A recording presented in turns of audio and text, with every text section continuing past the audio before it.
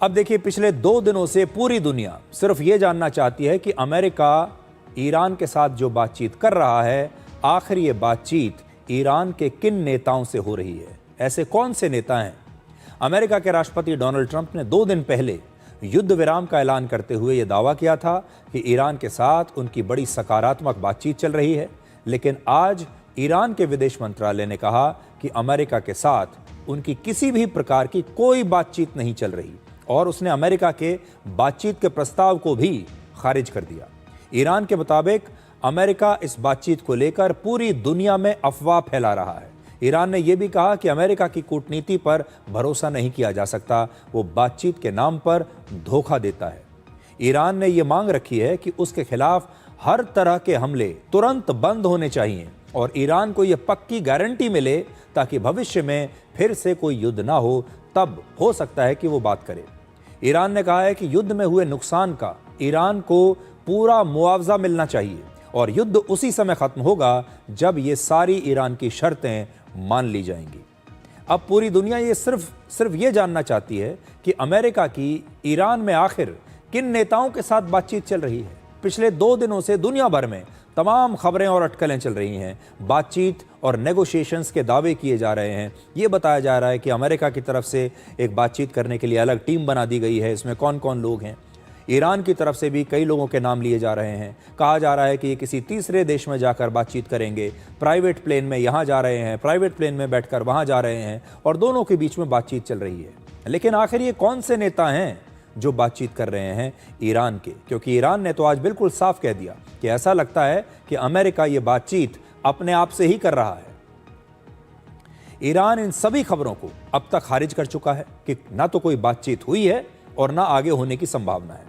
आज ईरान की सेना ने भी ये ताना मारते हुए कहा है कि ऐसा लगता है कि अमेरिका खुद अपने आप से ही बातचीत कर रहा है। ईरानी सेना ने यह भी चेतावनी दी कि अमेरिका का इस इलाके में जो निवेश है, यानी उसका जो इन्वेस्टमेंट है, पैसा लगा हुआ है, इंफ्रास्ट्रक्चर है, वो ना तो वापस मिलेगा और ना ही पहले की तरह तेल और गैस के दाम अब सस्ते रहेंगे। ईरान युद्ध के 26 दिन हो चुके हैं और आज पहली बार इस युद्ध में संयुक्त राष्ट्र की चर्चा हुई है। आप याद कीजिए, 1-2 दिन पहले हमने आपसे कहा था कि इस युद्ध के दौरान संयुक्त राष्ट्र कहाँ है, कहाँ गायब है, कहाँ सोया हुआ है। किसी ने अभी तक ये जानने की कोशिश ही नहीं की। संयुक्त राष्ट्र ने अभी तक अपनी कोई भी भूमिका इस युद्ध में निभाई क्यों नहीं? उन्होंने इस युद्ध को रोका क्यों नहीं?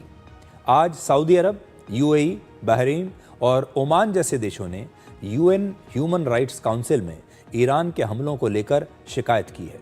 संयुक्त राष्ट्र के अंतर्राष्ट्रीय मंच पर खाड़ी के इन देशों ने ईरान पर खुलकर आरोप लगाया कि ईरान का हमला उनके लिए अब अस्तित्व का खतरा बन गया है। खाड़ी देशों के मुताबिक ईरान जानबूझकर हमला करके उनके यहाँ पर डर फैलाना चाहता है और पूरे क्षेत्र में अस्थिरता लाना चाहता है। ईरान ने खाड़ी देशों पर हमले को बिल्कुल सही ठहराया है और कहा है कि पहले अमेरिका और इजराइल ने ही ये युद्ध शुरू किया और ईरान पर हमला किया और वो सिर्फ अपने ऊपर हो रहे हमले का जवाब दे रहा है।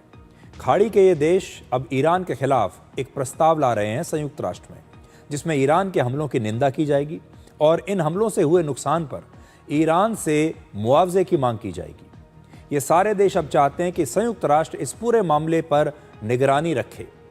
यूएन ह्यूमन राइट्स काउंसिल ने कहा है कि अगर आम नागरिकों को जानबूझकर निशाना बनाया गया तो इसे वॉर क्राइम यानी युद्ध अपराध माना जा सकता है।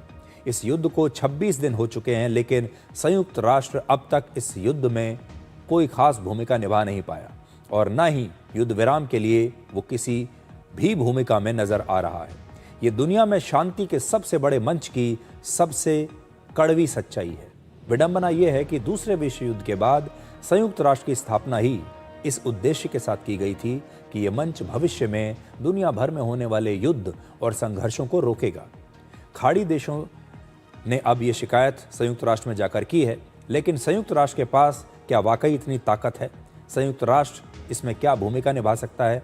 इस पर पूरी दुनिया को शक है और इसीलिए भारत जैसे देश काफ़ी समय से ये कहते आ रहे हैं कि संयुक्त राष्ट्र के स्ट्रक्चर में अब बदलाव लाने की ज़रूरत है। संयुक्त राष्ट्र की जो भूमिका है इसे हमें रीडिफाइन करने की ज़रूरत है, क्योंकि संयुक्त राष्ट्र अब बहुत पुराने ज़माने का एक आउटडेटेड ऑर्गेनाइजेशन की तरह दिखाई देता है, जिसका आज की जियोपॉलिटिक्स में, आज की राजनीति में, आज के युद्ध में, आज के संघर्ष में उसकी ना तो कोई भूमिका है और ना ही उसके पास कोई ताकत है कि वो कुछ भी कर सके।